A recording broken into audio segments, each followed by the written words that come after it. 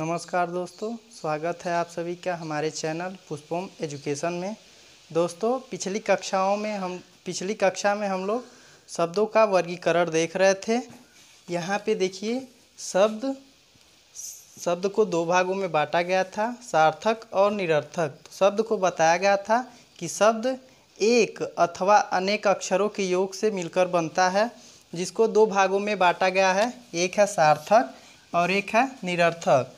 सार्थक को बताया गया था कि सार्थक शब्द वह होते हैं जिनका कोई अर्थ निकलता है। सार्थक जो उपयोगी होता है, जिसका कोई अर्थ निकलता है। और निरर्थक वैसे शब्द से ही स्पष्ट है कि जिसका कोई अर्थ न निकलता हो, जिसका कोई सार्थक अर्थ न निकलता हो या फिर वह उपयोगी न हो, उसे हम निरर्थक कहते हैं। अपने दैनिक जीवन में सामान्य बोलचाल में भी तो हम लोग ऐसे निरर्थक का प्रयोग करते हैं, या फिर किसी को निरर्थक की उपाधि दे देते हैं। वही है जिसका कोई उपयोग न हो, जो निरर्थक हो, और सार्थक जिसका कोई उपयोग हो, जो उपयोगी हो, वो सार्थक शब्द होता है। सार्थक को चार भागों में बांटा गया है। पहला है बनावट के आधार पर, उत्पत्ति के आधार पर, अर्थ के आधार पर और विकार के आधार पर। तो हम लोग देखेंगे बनावट के आधार पर। बनावट के आधार पर इसे तीन भागों में बांटा गया है, रूढ़, यौगिक और योग रूढ़। दोस्तों पिछली कक्षाओं में मैंने बताया था आपको कि रूढ़ क्या होता है, यौगिक क्या होता है, योग रूढ़ क्या होता है। रूढ़ वह शब्द होता है जो किसी शब्द की सहायता से नहीं बनता, उसे हम रूढ़ कहते हैं। जैसे घर ये किसी शब्द की सहायता से नहीं बन रहा है, बस ये दो अक्षर हैं, घ और र, अक्षर की सहायता से बन रहा है, शब्द की सहायता से, शब्द का इसमें कोई योगदान नहीं है। और यौगिक जो दो शब्दों से मिलकर के, एक या एक से अधिक शब्दों से मिलकर के बनता है, उसे हम यौगिक कहते हैं। जैसे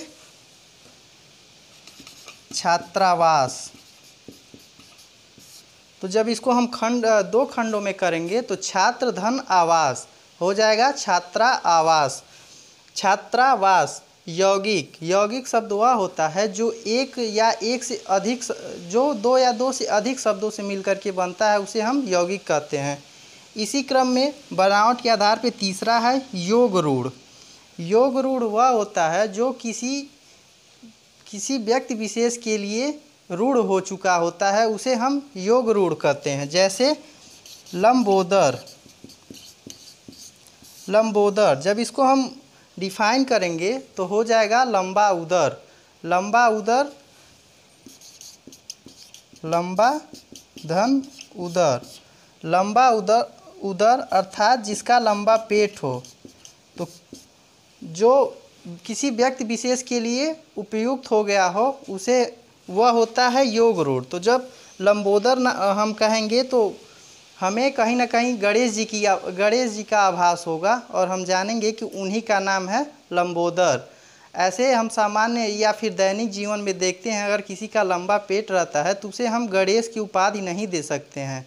वही होता है योग रूढ़, जो किसी व्यक्ति विशेष के लिए उपयोग किया जाता हो या फिर उसके लिए उपयुक्त हो। अब आता है उत्पत्ति के आधार पर। उत्पत्ति के आधार पर इसके चार भेद होते हैं, तत्सम, तद्भव, देशज, विदेशज और संकर शब्द। तत्सम क्या होता है? तत्सम शब्द वह शब्द होता है जो तत्सम शब्द संस्कृत का शब्द होता है, जो हिंदी में ज्यों का त्यों प्रयोग होता है, अर्थात उसमें कोई परिवर्तन नहीं होता है। जो संस्कृत का शब्द होता है, हिंदी में ज्यों का त्यों प्रयोग हो जाता है, उसे हम तत्सम शब्द कहते हैं। जैसे हस्त हो गया, अग्नि हो गया, ये संस्कृत के शब्द हैं और हिंदी में ज्यों के त्यों प्रयोग हो जाते हैं, उन्हें हम तत्सम शब्द कहते हैं। अब इसी क्रम में हम आगे बढ़ते हैं। तद्भव क्या होता है?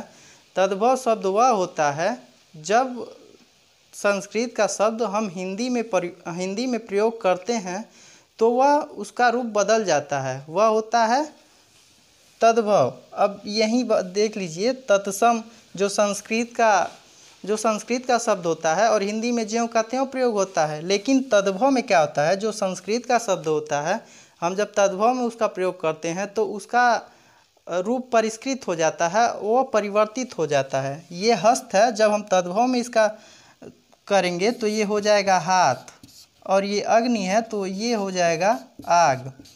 अर्थात तद्भव वह होता है जो संस्कृत का शब्द हिंदी में आकर उसका रूप परिष्कृत हो जाता है या फिर परिवर्तित हो जाता है, ये होता है तद्भव। अब इसी क्रम में आगे बढ़ते हैं। देशज, देशज क्या होता है?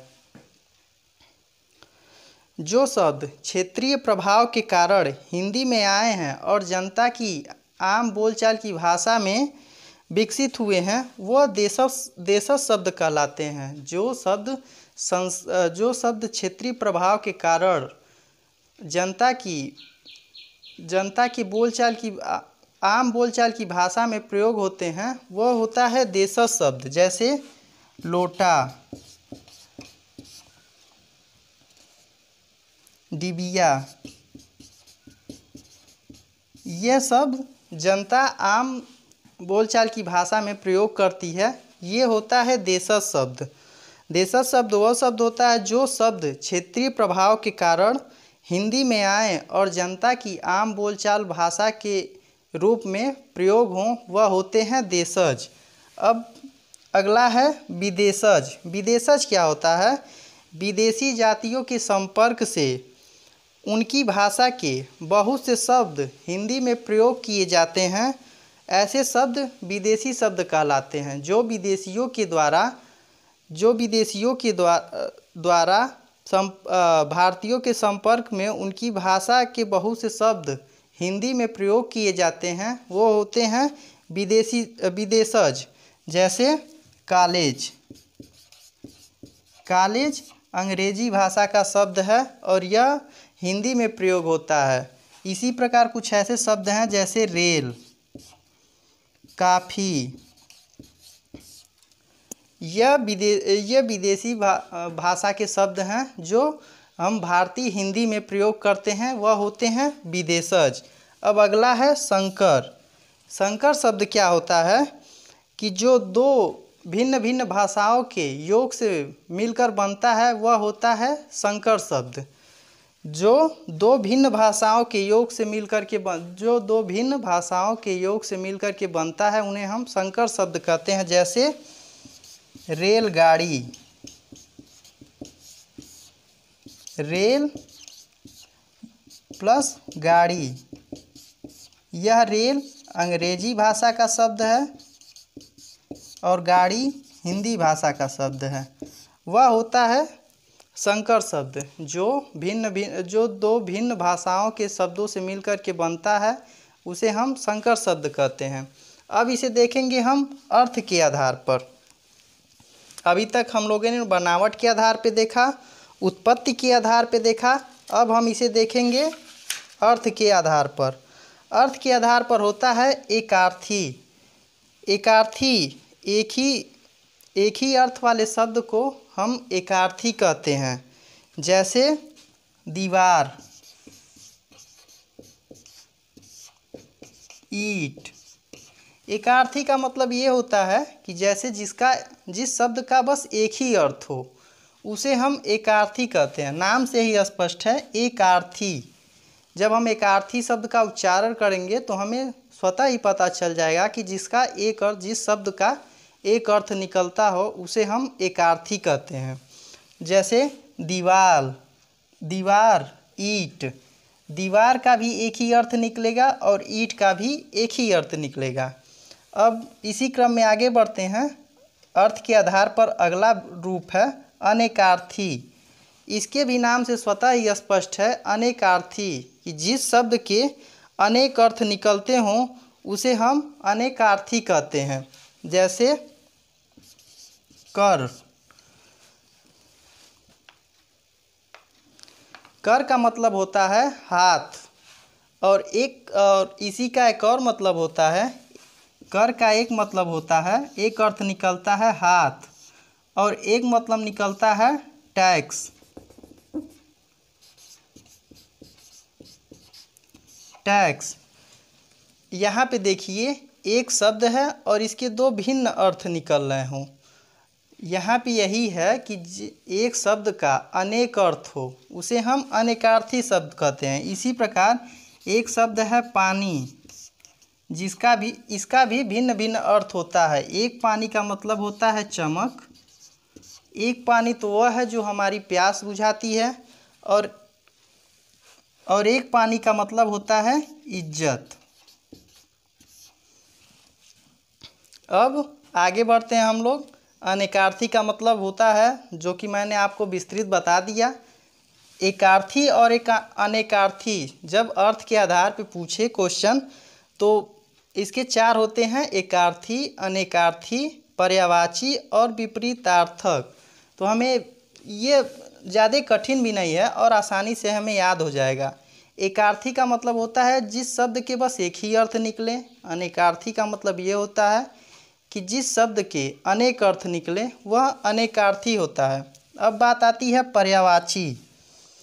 पर्यायवाची जिन शब्दों के अर्थों में समानता हो और जो एक ही वस्तु के व्यंजन से हो उसे हम पर्यायवाची कहते हैं।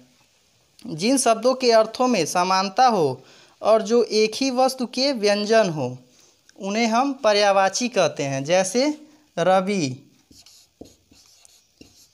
रवि का मतलब होता है सूर्य। इसका एक और नाम है दिनकर। अर्थात पर्यायवाची शब्द वह शब्द होते हैं जिसके एक शब्द के भिन्न भिन्न नाम होते हैं, उन्हें हम पर्यायवाची कहते हैं। अब अगला है विपरीतार्थक। विपरीतार्थक इसके नाम से भी स्पष्ट है कि जिस किसी शब्द का कोई शब्द है उसका विपरीत अर्थ, विपरीत। जैसे अमीर,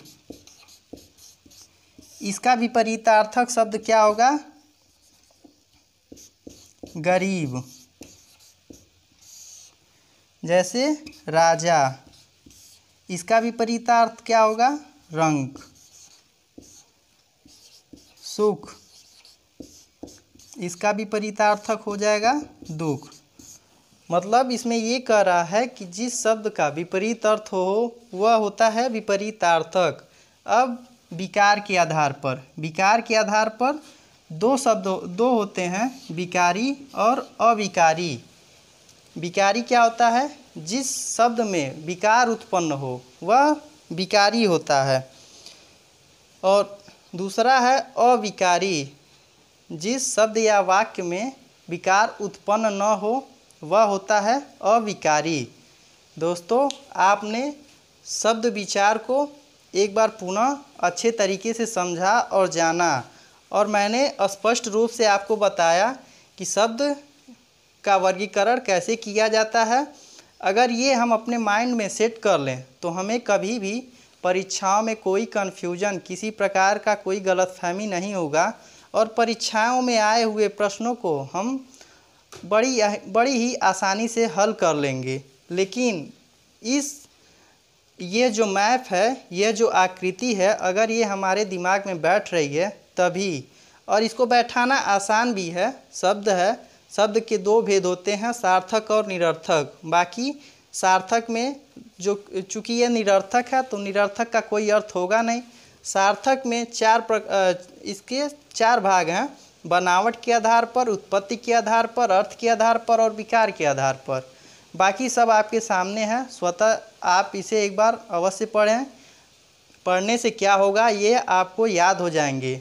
अगर हमारी वीडियो आपको अच्छी लगी हो तो लाइक, सब्सक्राइब और कमेंट, और जो भी आपका संशय हो या संदेह हो उसे कमेंट के द्वारा आप हमसे डिस्कस कर सकते हैं। धन्यवाद।